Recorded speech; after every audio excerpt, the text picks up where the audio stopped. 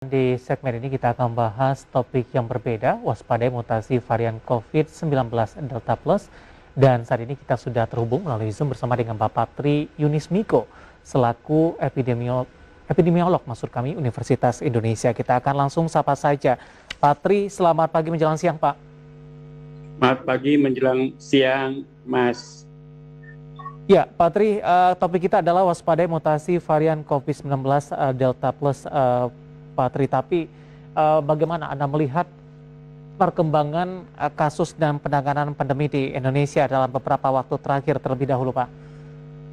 Ya, jadi menurut saya virus COVID-19 itu rantai RNA-nya panjang dan itu diduga mudah sekali bermutasi atau mudah sekali dimodifikasi buatan oleh manusia begitu.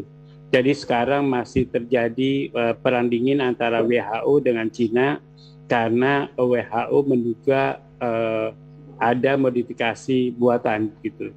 Jadi Cina tidak memberikan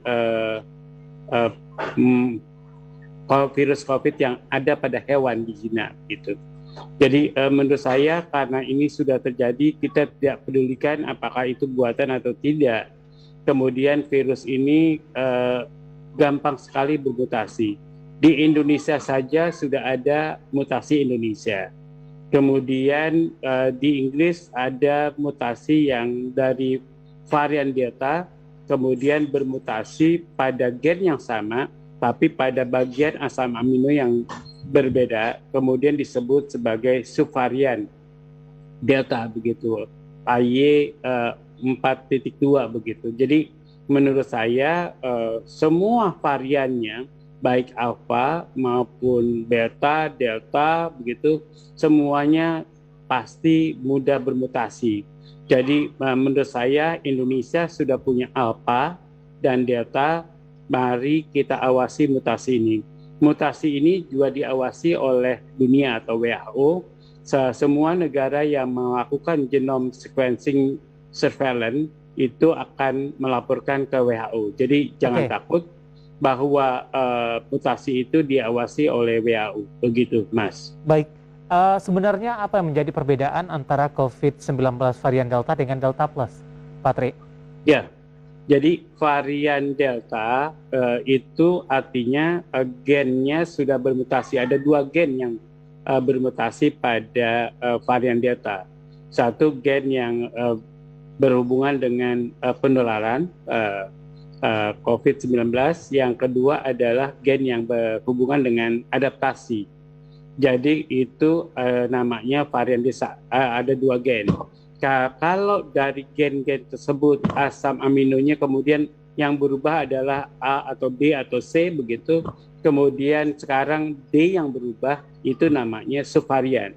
Jadi masih tetap di 2 gen, kemudian bagian dari asam aminonya, kemudian yang berubah ada tambahan atau kemudian yang berubah adalah yang lain begitu. Mutasi itu disebut sebagai subvarian begitu.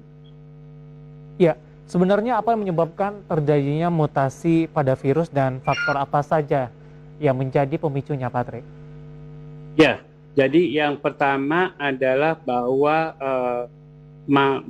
materi RNA atau materi genetik dari suatu individu itu virus COVID-19 itu pertama terlalu panjang atau tidak stabil. Kedua adalah ada faktor-faktor lingkungan yang menyebabkan mutasi atau perubahan materi genetik ini begitu. Tadi jadi materi genetik itu terdiri dari asam-asam amino begitu. Jadi asam-asam amino itu kemudian berubah karena lingkungannya. Bisa berubah karena suhu, bisa berubah karena zat-zat kimia yang masuk ke dalam tubuh manusia atau obat-obatan. Karena itu harusnya pemberian obat-obatan yang bukan untuk pengobatan virus COVID itu ya harusnya hati-hati pemberiannya. Jadi sekarang selama ini obat-obatan untuk HIV digunakan. Jadi menurut saya hati-hati menggunakan obat-obat SIV ini untuk COVID-19 karena itu juga bisa menyebabkan mutasi virus COVID-19. Dan kemudian selain obat-obatan juga bisa karena zat-zat kimia yang tertelan pada manusia kan kemudian menyebabkan zat-zat kimia itu kemudian masuk ke dalam tubuh, kemudian virus yang ada di dalam tubuh manusia kemudian terkena exposure dari zat-zat kimia yang dimakan oleh manusia, begitu Mas. Baik, apakah bisa dicegah tidak Pak? Ya, jadi kalau melihat dari mutasinya, kemungkinan kecil pencegahannya bisa dikurangi, tapi pencegahannya tidak mungkin karena menurut saya kalau lingkungan, ya sebab lingkungan itu bisa lingkungan di luar tubuh manusia, bisa lingkungan di dalam tubuh manusia begitu. Jadi kalau lingkungan di luar tubuh manusia yang paling tidak bisa dicegah. Kemudian di lingkungan di dalam tubuh manusia itu mungkin bisa dicegah atau dikurangi dengan tadi pemberian obat yang hati-hati, kemudian makanannya juga hati-hati, zat gizinya terus terkontrol. Tapi lingkungan di luar tubuh manusia tidak mungkin bisa dicegah. Jadi terlalu banyak variannya sehingga ya sangat kecil. Dan virus COVID-19 ini sama gampang bermutasinya dengan virus influenza. Virus influenza sekarang untuk setahun saja sudah terjadi varian-varian yang banyak. Jadi pada tipe A gitu. Jadi virus influenza tipe A maka subvariannya sudah banyak sekali.